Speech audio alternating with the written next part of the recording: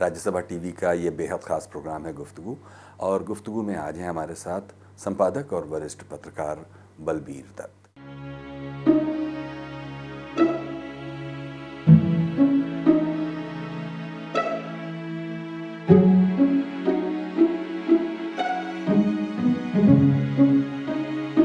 बलबीर दत्त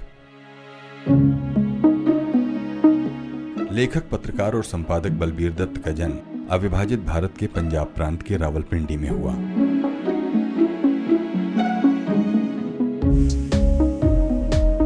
प्रारंभिक शिक्षा देहरादून, अंबाला और रावलपिंडी से पूरी करने के बाद विभाजन के समय बलबीर दत्त अपने परिवार के साथ रांची आ गए और यहाँ उन्होंने रांची एक्सप्रेस के संस्थापक संपादक के रूप में पत्रकारिता की शुरुआत की।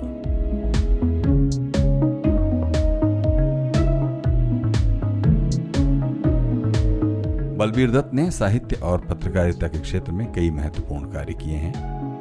साप्ताहिक जय मातृभूमि के प्रबंध संपादक और दैनिक देश प्राण के संस्थापक संपादक रहे बलबीर दत्त विगत आधी शताब्दी से भी अधिक समय से हिंदी और अंग्रेजी के राष्ट्रीय और क्षेत्रीय समाचार पत्रों और पत्रिकाओं में नियमित लेखक और स्तंभकार के रूप में कार्य कर रहे हैं।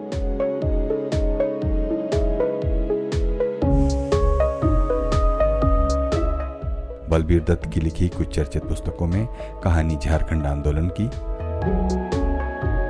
सफरनामा पाकिस्तान और जयपाल सिंह एक रोमांचक अनकही कहानी शामिल हैं।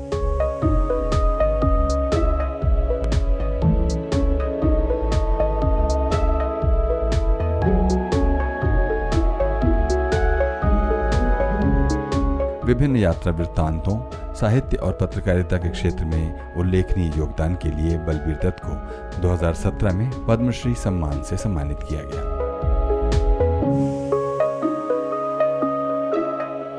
सक्रिय पत्रकारिता के लिए बलबीर दत्त को कई अन्य सम्मान भी मिल चुके हैं।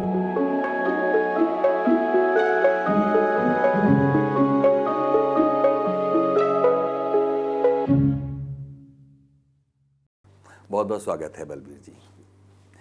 हमको बताइए, हमसे कभी अमरकांत एक लेखक हुए हैं हिंदी के, अमरकांत, उन्होंने एक बात कही जो मुझे बहुत अच्छी लगती है, मेरा ध्यान उसने खींचा कि हिंदी की सेवा जो कही जाती है, हिंदी की सेवा सबसे ज़्यादा स्थानीय स्तर पर जो क्षेत्रीय अखबार और उनके पत्रकार और उनके संवाददाता, उन्होंने सबसे ज़्यादा हिंदी की सेवा की है। इस वाक्य को, इस धारणा को, इस मान्यता को आप कैसे देखते हैं? एक साथ में उन्होंने ये भी कहा वो कैसे हिंदी को समृद्ध करती है कि जो क्षेत्रीय बोलियां हैं, जो क्षेत्रीय अभिव्यक्तियां हैं, उनके शब्दों को एक तरह से कॉइन करना, इस तरह से हिंदी के शब्द भंडार को समृद्ध करना, ये दो बातें उनके इस मंतव्य का अर्थ थीं। आप कैसे देखते हैं इस बात को? हिंदी पत्रकारिता के विकास में तो क्षेत्रीय पत्रकारिता का बहुत बड़ा योगदान रहा है। और जो आपने अभी का आंचलिक शब्दों का प्रयोग, अगर आप जैसे मध्य प्रदेश के अखबार देखें और बिहार के अखबार देखें या झारखंड में, तो उसमें आपको अंतर लगेगा। तो हिंदी के जो अखबार निकलते रहे हैं, एक खूबी ये रही है कि बहुत ही वो सामान्य बोलचाल की भाषा इस्तेमाल करते रहे हैं। उसके कारण पाठकों का वर्ग जो है बड़ा, और जो स्थानीय या क्षेत्रीय के बाद राष्ट्रीय शब्द इस्तेमाल होता है, तो राष्ट्रीय तो माना जाता है ऐसे दिल्ली में। तो एक बार दिल्ली में एक राष्ट्रीय अखबार के संपादक से बात चली, तो उन्होंने कहा कि यहाँ दिल्ली में जितने भी राष्ट्रीय अखबार कहलाते हैं, उनके जो पत्रकार या संपादक वगैरह हैं, तो पहले तो सब स्थानीय और क्षेत्रीय ही थे, वहाँ से वो दिल्ली पहुँचे। तो क्षेत्रीय पत्रकारिता का महत्व भी जो है इसके साथ जुड़ा हुआ है। और अभी तो जो राष्ट्रीय स्तर के जो अखबार माने जाते हैं, वो क्षेत्रीय संस्करण निकालते शुरू कर दिए हैं। पहले ऐसा नहीं होता था। तो क्षेत्रीय पत्रकारिता का महत्व तो बहुत ज़्यादा बढ़ चुका है और अब तो क्षेत्रीय चैनल भी शुरू हो गए हैं। तो हिंदी पत्रकारिता का जो इतिहास है उसको अगर आप पढ़ें तो आपको यही लगेगा कि क्षेत्रीय स्तर पर या स्थानीय स्तर पर जो है उसका जो शुरुआती दौर में जो उसका योगदान था उसका काफ़ी असर हुआ है। इसको आप ऐसे भी देखिए, ये तो हो गई एक बात को आपने थ्योराइज किया और इसको आपने एंडोर्स भी किया। लेकिन जब अब आपको करीब 6 से ज़्यादा दशकों का समय हो चुका जब आप पत्रकारिता और एक तरह से उसमें नेतृत्वकारी भूमिका में, मतलब संपादक क्या है, वो तो अखबार का एक तरह से नेता है, उसका नेतृत्व कर रहा है। जब अपने नीचे काम करने वाले तमाम तरह, चाहे वो डेस्क हो, चाहे वो फील्ड में काम कर रहे हों, वो चाहे फीचर में हो, तरह तरह के 60 साल पहले के परिवेश और आज के परिवेश में ये क्या अंतर आप देख पाते हैं? क्या ये अच्छे की तरफ जा रहा है या इसमें आपको कुछ देखकर चिंता होती है? 60 बरस में तो बहुत अंतर आ गया है। जैसे आज़ादी के आंदोलन में अखबारों का बहुत बड़ा योगदान था। गांधी जी ने एक बार कहा था कि अगर हमको राष्ट्रवादी अखबारों का सहयोग नहीं मिलता तो हम आज़ादी की लड़ाई लड़ ही नहीं सकते थे। तो ये एक बहुत बड़ा कॉम्प्लीमेंट है। तो आज़ादी मिलने के कुछ अर्सा बाद तक वो जो पहले की जो मिशनरी भावना की पत्रकारिता थी उसका असर रहा। और जब मेरे जैसे लोग पत्रकारिता में आए उस समय, तो उस समय एक दीवानापन होता था पत्रकारिता के प्रति और इस बात की कोई परवाह नहीं होती थी कि उसका हमको आर्थिक लाभ क्या होगा या कितना वेतन मिलेगा। तो वो जो दीवानापन है वो आहिस्ता आहिस्ता ख़त्म होता जा रहा है। और अब तो जिसको कहते हैं बाज़ारवाद, तो अब बाज़ारवाद जो है हावी हो गया। उस समय जो लोग पत्रकारिता में आते थे जैसे सामान्य संवाददाता, तो उनको भी एक तरह का जज्बा जुनून होता था पत्रकारिता में आने का, और लोग बिना इस बात की परवाह किए कि उनको क्या वेतन मिलेगा, बल्कि उस समय वेतन बहुत ही कम होते थे।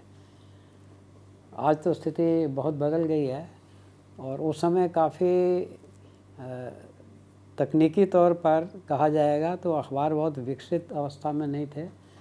सब अखबार, बड़े बड़े अखबार भी ब्लैक एंड वाइट छपते थे और उनके पृष्ठ भी ज़्यादा नहीं रहते थे।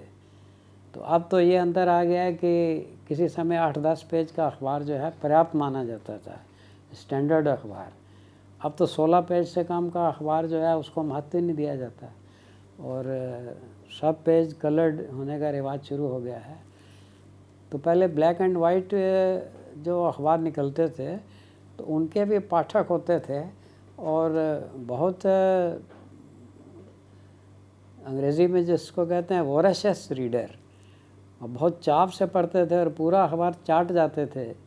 और आजकल ये स्थिति हो गई है कि पाठक भी अखबार पढ़ते नहीं हैं, समय नहीं है किसी के पास। अखबार निकलते हैं 16 पेज, 20 पेज, 24 पेज, लेकिन अगर आप किसी से पूछिए तो वो बताएगा कि नहीं, उसने पढ़ा नहीं। लोग अखबार देखते हैं और सरसरी तौर पर देखते हैं और उसमें उनकी पसंद की कोई बात है तो उसको पढ़ लिया या फोटोग्राफ वगैरह देखते हैं। तो रीडरशिप जो है उसके मानसिकता में भी बड़ा अंतर आ गया है। और सबसे ज़्यादा जो अंतर आया वो ये है कि संपादक का जो महत्व था, जो उसकी अथॉरिटी थी, जो गरिमा थी, वो बहुत कम हो चुकी है।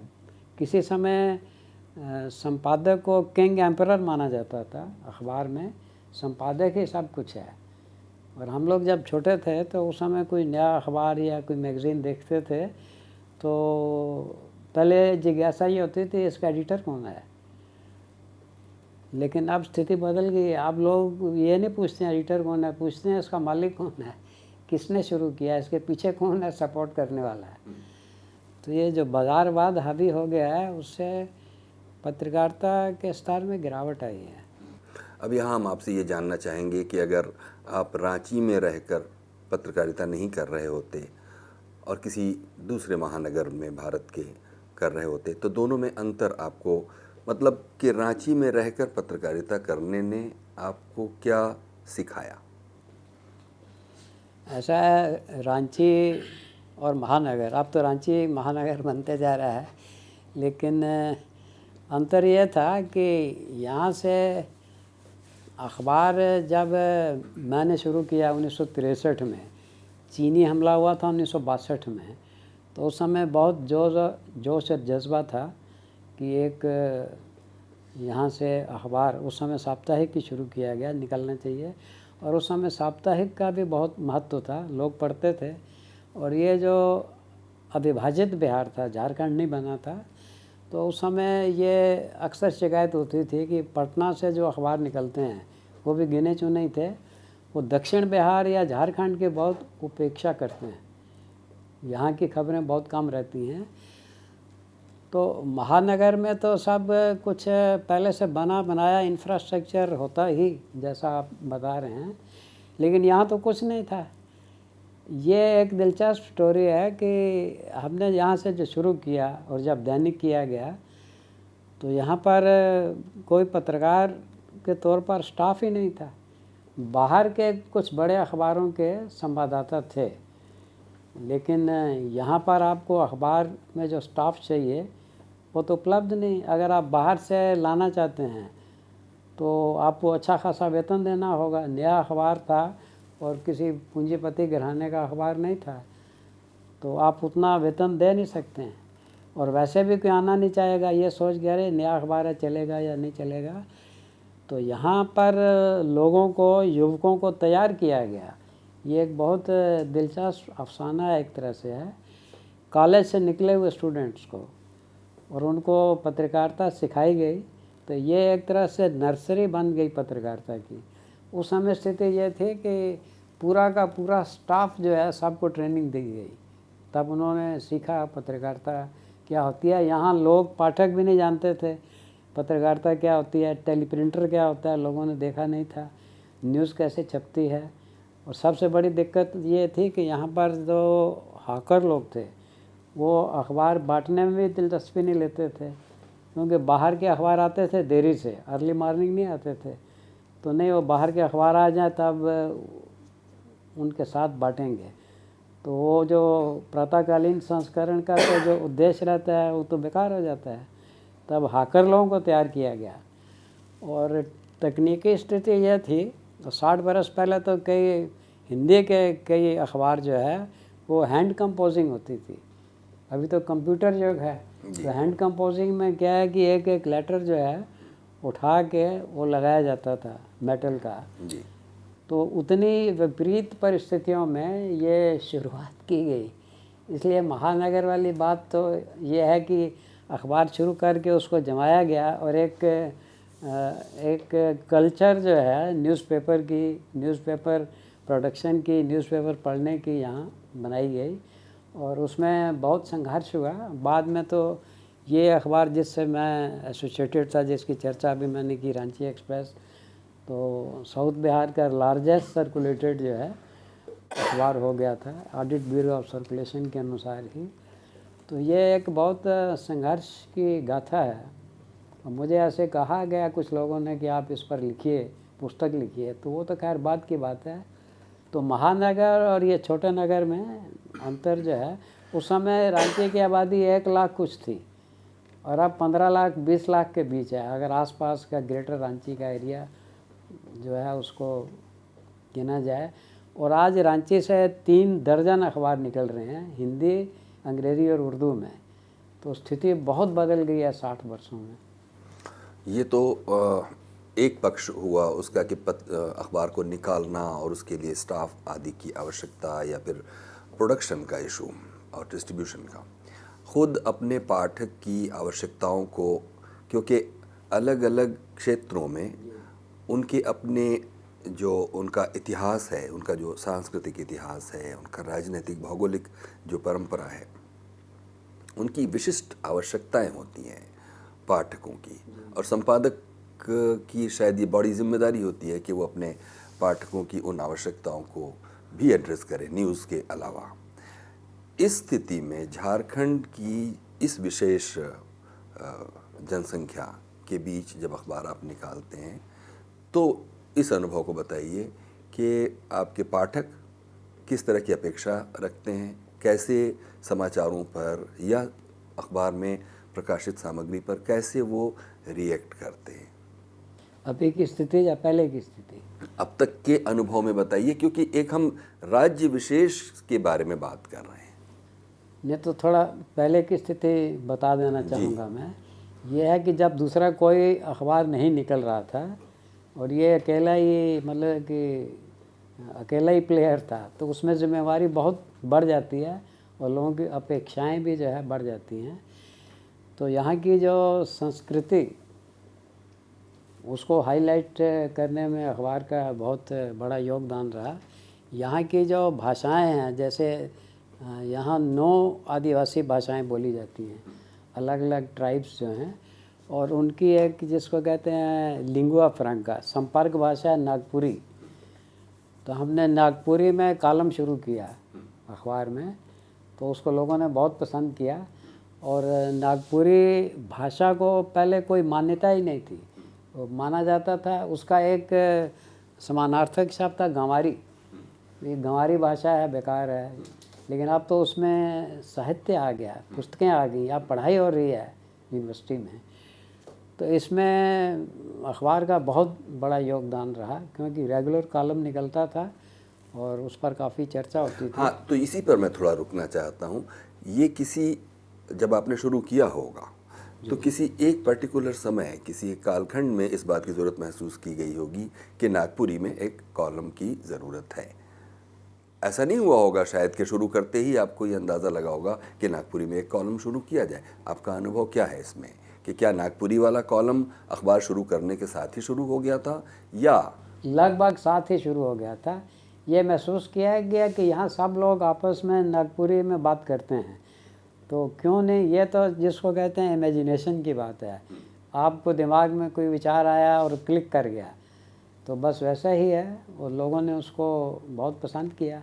उसके अलावा ये है कि मैं समझता हूँ कि किसी भी अखबार का रोल, आजकल तो उस तरह का रोल कोई मॉडल के तौर पर रखता नहीं है। उसका एक कार्य ये है कि अपने क्षेत्र की प्रतिभाओं को आगे बढ़ने में अपना योग दे। तो बहुत से लेखक जो है वो हमारे अखबार के माध्यम से तैयार हुए और उनकी रचनाएं छपती रही, जैसे कविता है, कहानी है। अभी तो ये लगेगा कोई ख़ास महत्व की बात नहीं, लेकिन उस समय बहुत महत्व था। मुझे याद है एक बार मैं बम्बई गया था कई साल पहले, तो एक हमारे वहाँ से फिल्म संवाददाता थे उमेश माथुर, काफ़ी वेल नोन थे। तो उन्होंने कहा आप स्टूडियो चलना चाहेंगे शूटिंग देखने के लिए, SL स्टूडियो। मैं वहाँ गया तो बाहर निकलते समय एक व्यक्ति 30-35 साल की उम्र का वो आगे बढ़ा और उसने मेरे पैर छुए, तो मुझे लगा ये कौन है भाई? उसने कहा सर मैं रांची का हूँ। तो ठीक है, तो मैंने कहा यहाँ किस लिए हो, कैसे हो यहाँ पर? तो बोला मैं यहाँ स्क्रिप्ट राइटर हूँ। Script writer? तो मेरी पहली रचना आपके अखबार के बच्चों के स्तंभ में छपी थी और आपने मुझे 5 रुपये इनाम दिया था, तो उससे मेरा हौसला बढ़ा। तो मुझे लगा कि वो बच्चा था, उस समय उसकी एक रचना छपी और उससे उत्साहित होकर के वो आज स्क्रिप्ट राइटर है। तो इस तरह के बहुत लोग तैयार हुए। हमने एक झारखंड के नामी साहित्यकार थे राधा कृष्ण, उनकी स्मृति में पुरस्कार शुरू किया गया। 35 साल से ज़्यादा हो गए। हर साल इसी क्षेत्र के, जबकि बिहार अविभाजित था तब भी उसमें पूरा बिहार नहीं, केवल झारखंड क्षेत्र के किसी साहित्यकार को ये सम्मान दिया जाएगा, पुरस्कार दिया जाएगा, ये कार्य किया गया। और बहुत तरह की प्रतिभाएं अलग अलग कार्य क्षेत्रों में उनको प्रोत्साहित किया गया। और ये तो यहाँ का इतिहास है, बहुत लोग जानते हैं। अब हम लोग करीब करीब बातों के आखिरी हिस्से में पहुँचे हैं। बलबीर जी, हमको बताइए कि झारखंड राज्य की ऐसी क्या विशेषताएं हैं जिनको शेष भारत को और विश्व को जानना चाहिए? कई बार वो उन्हें राष्ट्रीय मंच नहीं मिल पाने की वजह से वो एक शिकायत रहती है कि वो सिर्फ क्षेत्रीय स्तर पर ही लोग उसकी चर्चा करते हैं और उसे जानते हैं। तो आपने अपने यहाँ लंबे झारखंड प्रवास के दौरान और अपनी पत्रकारिता के अनुभव से क्या पाया कि वो कौन सी ऐसी चीज़ें हैं जो एक राज्य का गौरव हैं और देश को भी उसे जानना चाहिए? नहीं, यहाँ का गौरव तो जैसे यहाँ की जो प्रकृति की स्थिति है, नेचुरल, यहाँ के जो प्राकृतिक सुषमा जिसको कहते हैं वो, और ये खनिज संपदा, तो प्राकृतिक सुषमा के तौर पर तो मुझे एक व्यक्ति ने जो कनाडा से आया था विश्व भ्रमण करते हुए, तो उसने कहा कि यहाँ के दृश्य तो स्विट्ज़रलैंड को भी मात करते हैं। तो मुझे लगा, कई साल पहले की बात है, मुझे लगा ये ऐसे हमको जिसको कहते हैं ना ह्यूमर में रखने के लिए बोल दिया है। लेकिन मुझे स्विट्ज़रलैंड जाने का मौका मिला तो मुझे लगा कि अरे ये तो झारखंड इसमें कम नहीं है। तो यहाँ पर टूरिस्ट इंडस्ट्री को डेवलप किया जाए अगर, और थोड़ा बहुत प्रयास किया गया, यहाँ आरम्भ किया गया है, तो बहुत बड़ी संख्या में यहाँ लोग आ सकते हैं। ये एक यहाँ की विशेषता है। दूसरे ये है कि खनिज संपदा में सबसे ज़्यादा समृद्ध राज्य जो है ये है। और बाकी ऐतिहासिक तौर पर, प्रागैतिहासिक तौर पर या आर्कियोलॉजिकली यहाँ बहुत कुछ है देखने के लिए। तो उसके लिए भी अगर यहाँ प्रयास हो लोगों को आकर्षित करने का, आकर के देखें। APJ अब्दुल कलाम झारखंड में कई बार आए, राष्ट्रपति बनने से पहले और राष्ट्रपति थे उस दौरान, और राष्ट्रपति जब नहीं रहे तब भी। तो उनका कहना था कि झारखंड तो प्राकृतिक तौर पर इतना समृद्ध ये क्षेत्र है कि ये देश का सबसे खुशहाल स्टेट बन सकता है, सबसे खुशहाल स्टेट बन सकता है, इतनी इसमें पोटेंशियलिटी है। क्यों नहीं बनता? अब बनना चाहिए, तो ये तो हम कहेंगे या कुछ पॉलिटिकल लीडरशिप की कमी रही है। यहाँ पहली दिक्कत तो ये रही कि यहाँ बार बार सरकारें बदलती रहीं और कोलिशन गवर्नमेंट 3, 4, 5 पार्टी मिल के सरकार चला रही है। अब इस समय जो सरकार है तो वो उसको अपने आप में जो है बहुमत प्राप्त है, और ये माना जाता है कि पहले वाली सरकारों की बनिस्बत इसको कुछ सहूलियत है। लेकिन कुल मिला के जो होना चाहिए वो नहीं हो रहा है, लेकिन हो सकता है। और मैं समझता हूँ कि कलाम साहब ने जो कहा था वो बिल्कुल सही कहा था। तो वो तो पूरी स्थिति की जानकारी लेके बोलते थे ना, ऐसे ही कुछ बोल दिया ऐसा नहीं है। तो वो स्थिति तो है, ये सबसे खुशहाल प्रांत बन सकता है। आखिर में आपसे पूछेंगे कि खुद तो आप झारखंड में रहते हुए संपादक और एक लंबा अनुभव आपने पत्रकारिता में हासिल किया, आज भी आप सक्रिय हैं। राष्ट्रीय स्तर पर इन बीते आज़ादी के बाद की अगर पत्रकारिता देखें तो कौन से ऐसे संपादक हैं जो आपको लगता है कि हाँ वो उन्होंने बहुत अच्छा काम किया और उनकी सराहना की जानी चाहिए, और आप भी अपने पत्रकारिता में आने वाले बच्चों और जो नए एस्पायरेंट्स हैं उनको कहते हैं कि उनसे सीखो? ऐसे आज़ादी के बाद जो संपादकों का, 2 संपादकों का उल्लेख किया जा सकता है जिन्होंने काफ़ी प्रभावित किया लोगों को, पाठकों को, और अपने अखबारों के माध्यम से हिंदी की सेवा की। राजेंद्र माथुर नवभारत टाइम्स के और प्रभाष जोशी जनसत्ता के, इनका बहुत बड़ा योगदान रहा। और जहाँ तक आने वाली पीढ़ी की बात है, अभी जो लोग पत्रकारिता में आए हैं या आना चाहते हैं, तो एक तो यह है कि पत्रकारिता में अगर इलेक्ट्रॉनिक मीडिया भी जोड़ा जाए तो उसमें दिक्कत अब ये हो रही है। यहाँ पर हम लोगों ने प्रयास किया था और वो प्रयास सफल रहा। रांची यूनिवर्सिटी में मास कम्युनिकेशन डिपार्टमेंट आज से 35 साल पहले उसको शुरू किया गया था और बहुत से स्टूडेंट वहाँ से निकले। तो इलेक्ट्रॉनिक मीडिया के प्रति ज़्यादा आकर्षण है, ग्लैमर जिसको बोलते हैं, वो उसमें है। लेकिन हर किसी को तो मौका मिलता है नहीं, और प्रिंट मीडिया में वैसी बात नहीं है। तो पत्रकारिता में जो आना चाहते हैं उनको जो अपना सामान्य ज्ञान बढ़ाना चाहिए, जनरल नॉलेज, और लैंग्वेज पर कमांड होना चाहिए, भाषा पर अधिकार, और अफसोस की बात यह है कि इन दोनों चीज़ों पर ध्यान नहीं दिया जा रहा है। जनरल नॉलेज तो जैसे तैसे इधर उधर से लोग रट लेते हैं कुछ, तो उसको जनरल नॉलेज नहीं कहा जाएगा। और भाषा पर अधिकार वाली बात है तो भाषा काफ़ी कमज़ोर हो चुकी है। तो हिंदी के जितने भी संपादक हैं उनको ये अनुभव हो रहा है कि भाषा की इतनी कमज़ोरी से बाद में दिक्कत हो सकती है। तो मैं तो यही कहूँगा जो युवा लोग आना चाहते हैं पत्रकारिता में कि वो खूब पढ़ें, खूब अध्ययन करें और अपनी भाषा को सुधारें, और ये समझें कि ये एक बहुत बड़ा नोबल प्रोफेशन है। इसको दूसरे प्रोफेशन की तरह मान के नहीं चला जाए, और इसमें बहुत बड़ी जिम्मेदारी या सोशल ऑब्लिगेशन है, सामाजिक दायित्व। खुद आप तो चूँकि पार्टीशन के बाद आपका परिवार इधर आया, खुद आपके लिए क्या प्रेरणा थी पत्रकारिता में उतरने की? प्रेरणा तो अभी जैसा मैंने बताया 1962 में चीनी हमले के बाद देश में राष्ट्रीयता की बहुत ज़बरदस्त लहर थी। तो उसमें हुआ कि हम लोग भी इसमें अपनी ओर से योगदान करें। और बाकी बचपन में मुझे शौक़ हो गया था पत्रकारिता का, तो उसका कारण ये था कि मेरा जन्म हुआ था रावलपिंडी में, जो अब पाकिस्तान में पड़ता है। तो उस समय द्वितीय विश्व युद्ध चल रहा था, आज़ादी का आंदोलन भी। तो हमारे यहाँ 3 अखबार आते थे, एक अंग्रेज़ी का ट्रिब्यून, एक हिंदी का हिंदी मिलाप, और एक उर्दू का प्रताप।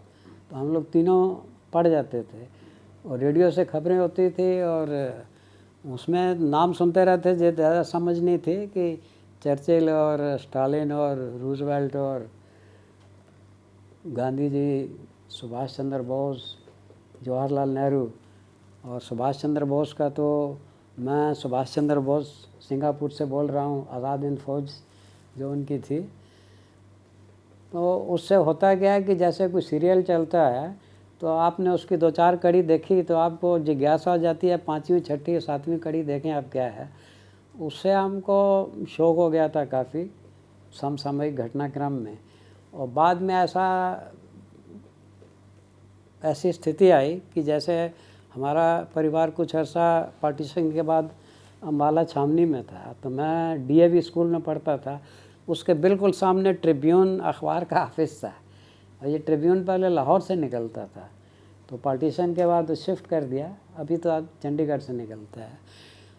तो स्कूल के बिल्कुल सामने अखबार का ऑफिस होने से भी थोड़ा सा आना जाना इंटरेक्शन हुआ, तो पत्रकारिता के प्रति जो है शौक़ बढ़ गया।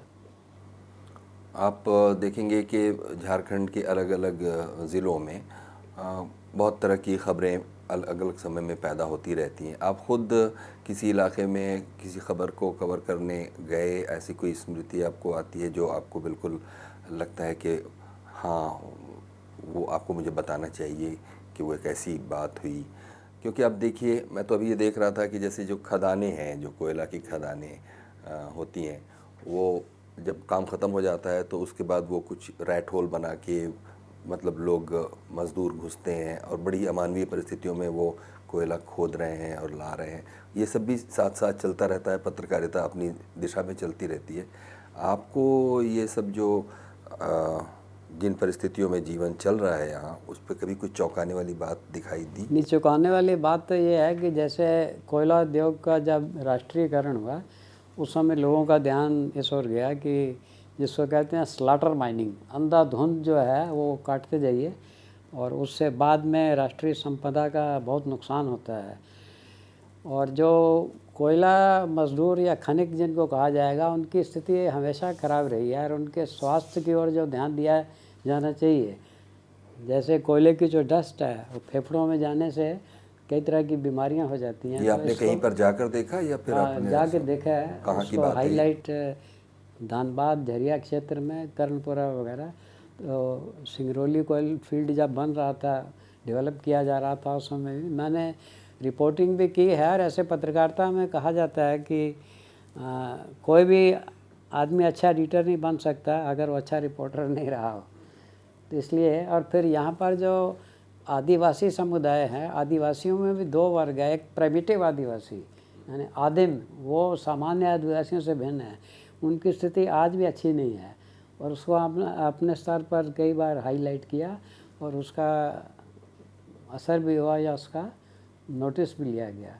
क्योंकि यहाँ के अभी भी जो बहुत दूरवर्ती स्थान है, इंटीरियर एरिया, अगर वहाँ आप चले जाइए तो आपको लगेगा कि जैसा जयप्रकाश नारायण ने एक बार कहा था, ये आज़ादी का पार्सल जो दिल्ली में आया उसका कुछ हिस्सा पटना में गया, बाकी तो बहुत हिस्सों में वो पहुंचा ही नहीं। तो लगेगा कि ये आदिवासी क्षेत्रों में वो आज़ादी का पार्सल अभी ठीक से पहुंचा नहीं है। तो उनकी जो स्थिति है उसको हाईलाइट करना चाहिए। लेकिन जो आपने सवाल पहले किया, मैं उसका ये जवाब देना चाहूँगा, आजकल की जो पत्रकारिता हो गई है उसमें हर जो मीडिया हाउस है उसका ध्यान रहता है विज्ञापन की ओर।